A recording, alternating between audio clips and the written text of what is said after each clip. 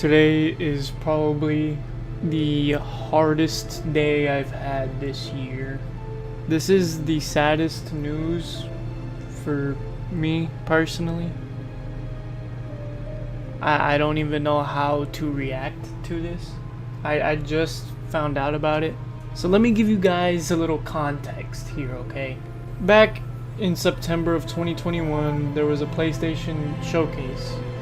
And I didn't watch it live, but at that showcase, this was the first game they showed. So that just goes to show how big of a game this is and how much it means to people.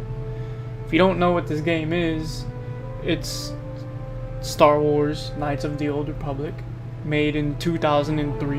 It's an RPG made by BioWare, and it was supposed to be remade. It was announced in September that it was being remade completely. Not remastered, remade. Complete revamp. And my hype was through the roof. Why? Because this is my favorite game ever. I love this game. It's a game that I replay at least once every year and a half, just so it can stay fresh. Same thing with Skyrim. Skyrim is my second favorite game of all time. They're neck and neck, but this beats it. This is the only game that can beat Skyrim for me. I have the most memories with this game from when I was a little boy. So my hype, you could imagine, was through the roof when I seen this man pop up on screen when I watched the trailer. Obviously I knew what to expect because I didn't watch it live. I watched the trailer. I did in the title. So I could have only imagined what the live reaction would have been like. This is something we have been waiting for. Fans of this game have been waiting for our whole life, basically. And to hear this news, to see this news, it's heartbreaking, bro. And I have a bald spot because of it. This hurts, man. This really hurts. And I will say, it is not canceled. It's delayed indefinitely. Let's read the article. So here it is. Star Wars Knights of the Old Republic game paused amid studio shakeup.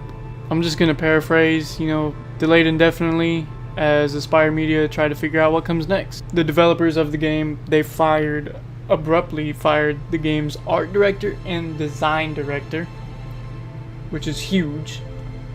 They don't say why. They reached out to those two people and they haven't responded. One of them did, and he said that it was out of nowhere, it wasn't expected.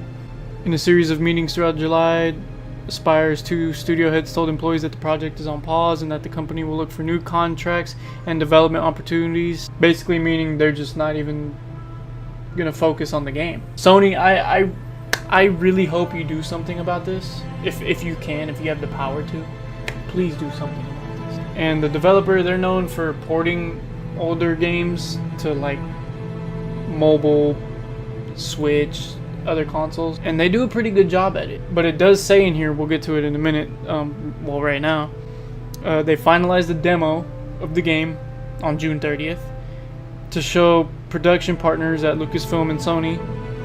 The developers were actually excited about it and felt like they were on track, according to a person familiar with the project. And apparently that's when two people got fired. Two major people, two directors. The studio heads told the staff that the demo wasn't, where they wanted it to be, and that the project would be paused. But why would you pause it and not just try to make it better? But it says here, somebody familiar with the discussions suggested that a disproportionate amount of time and money had gone into the demo and that the project's current course wasn't sustainable. Aspire told staff and partners it would release the game by the end of 2022. Developers said a more realistic target now would be 2025. So is that accounting for this delay? Because if that's accounting for this delay, then that means they're going to continue working on it either in the background. It's not going to be their main focus.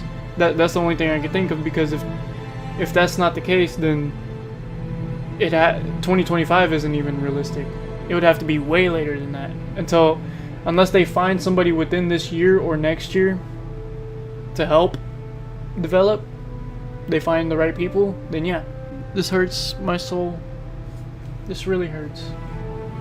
This kind of ruined my day, if I'm being honest with you, because this is a game I was looking forward to. This is a game that I had brought up in one of my videos. I didn't bring it up because I wanted to keep it a surprise, but I was gonna hype this game up without revealing what game it was.